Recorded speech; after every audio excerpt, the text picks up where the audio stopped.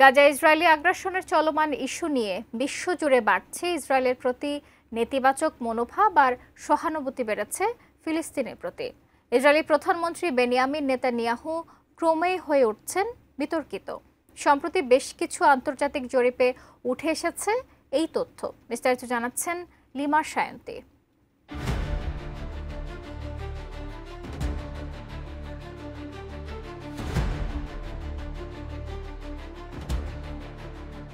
ফিলিস্তিনের অবরুদ্ধ গাজা উপত্যকায় ইসরায়েলি সেনাদের চালানো নির্বিচার হত্যাযজ্ঞের পর বিশ্বব্যাপী ইসরায়েল ও দেশটির প্রধানমন্ত্রী বেনিয়ামিন নেতানিয়াহুর প্রতি নেতিবাচক দৃষ্টিভঙ্গি চোখে পড়ার মতো বেড়েছে। এই চিত্র উঠে এসেছে যুক্তরাষ্ট্রভিত্তিক গবেষণা প্রতিষ্ঠান পিউ রিসার্চ সেন্টারের সাম্প্রতিক এক জরিপে। ৩ জুন প্রকাশিত জরিপটির বরাতে সংবাদমাধ্যম মিডল ইস্ট মনিটর একটি প্রতিবেদন প্রকাশ করেছে। প্রতিবেদনে বলা হয় ২৪টি দেশের ২৮,০০০-এর বেশি মানুষ এতে অংশ নেন।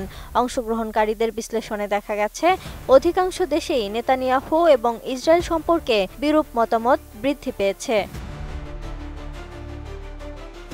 জরিপে আরও দেখা যায় কেনিয়া এবং নাইজেরিয়া ব্যতীত অন্য কোনো দেশেই ১/৩ বেশি মানুষ নেতানিয়াহুকে সমর্থন করেননি। অর্থাৎ বিশ্ব নেতাদের মধ্যে তার গ্রহণযোগ্যতা মারাত্মকভাবে কমে গেছে। পাশাপাশি ইসরায়েল রাষ্ট্র সম্পর্কেও নেতিবাচক ধারণা বেড়েছে বিশ্ববাসীর।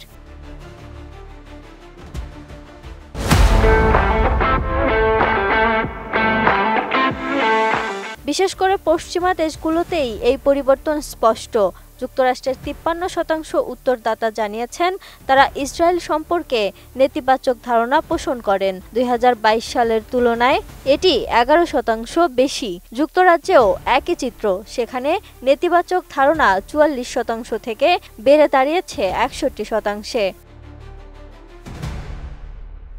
গাজা যুদ্ধ ঘিরে চলমান মানবিক বিপর্যয়কেই এর প্রধান কারণ হিসেবে দেখছেন বিশ্লেষকেরা। যুদ্ধ শুরুর পর থেকে ইসরায়েলি বাহিনীর হামলায় হাজার হাজার ফিলিস্তিনি নিহত হয়েছেন, আহত হয়েছেন আরও লাখ লাখ মানুষ। ধ্বংস হয়েছে ঘরবাড়ি, হাসপাতাল ও শিক্ষা প্রতিষ্ঠান।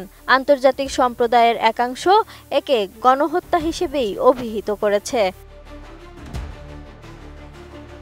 এই পরিস্থিতিতে বিশ্বজুড়ে নেতানিয়াহু ও ইসরায়েলের প্রতি জনমতের এই নেতিবাচক ঝোঁক দেশটির কূটনৈতিক অবস্থান ও বৈশ্বিক সমর্থন প্রাপ্তির সম্ভাবনার উপর গুরুত্বপূর্ণ প্রভাব ফেলতে পারে বলে মনে করছেন বিশ্লেষকেরা।